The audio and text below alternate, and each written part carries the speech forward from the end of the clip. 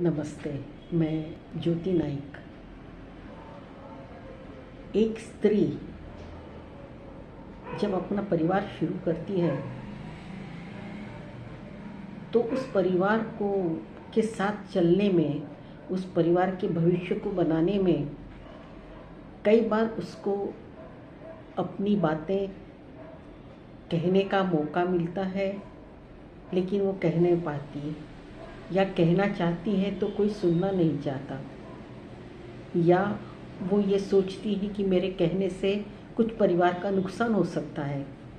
बहुत से कारण होते हैं। कई बार स्त्री को खामोश रहना पड़ता है।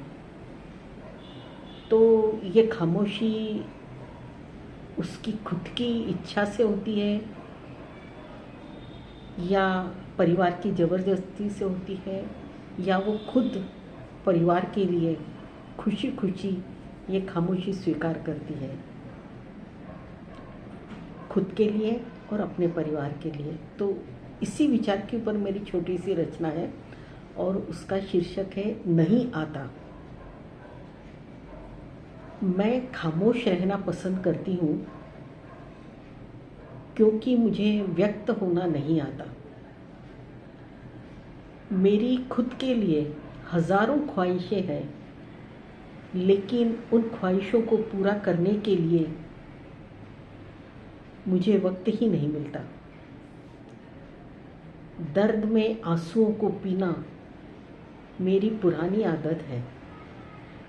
मुझे किसी के सामने अपने दर्द को बयां करना नहीं आता। अपनी काबिलियत मैं जानती हूँ, लेकिन मुझे उससे दूसरों को बताना या दूसरों के सामने प्रदर्शित करना अच्छा नहीं लगता। परिवार की चाहतों को पूरा करते हुए मुझे मेरी चाहतों को सबके सामने लाना या उससे उनके सामने रखना मुझे नहीं आता। मैं परिवार के लिए जीती हूँ, मुझे खुद के लिए जीना नहीं आता। लोग मेरी खामोशी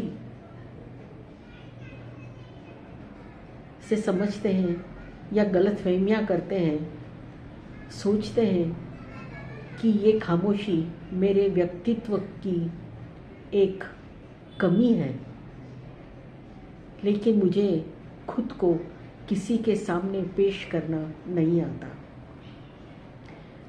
मैं जानती हूँ मैं क्या हूँ, मैं क्या कर सकती हूँ और क्या नहीं कर सकती।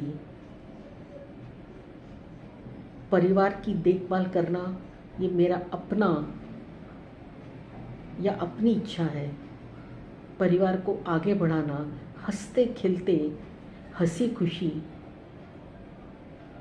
ये मेरी इच्छा है। ये जो परिवार है ये मेरा अपना परिवार है, और मैं जानती हूँ कि ये मेरा परिवार मुझसे भी ज़्यादा चाहता है,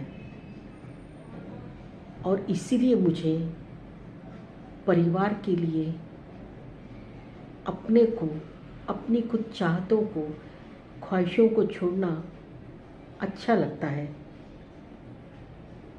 और मुझे मेरे परिवार के साथ ही जीना आता है और अच्छा लगता है।